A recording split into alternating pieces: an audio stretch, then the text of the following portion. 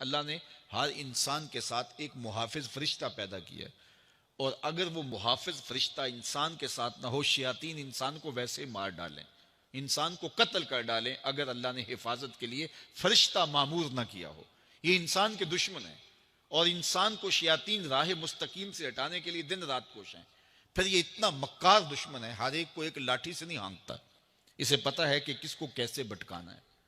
ایک شب زندہ دار جس کو سحری کے وقت اٹھ کے آنسو بہانے کا لطف ملتا ہے، اب شیطان اس کو کہے کہ سحری کے وقت اٹھا نہ کر، تو وہ شب زندہ دار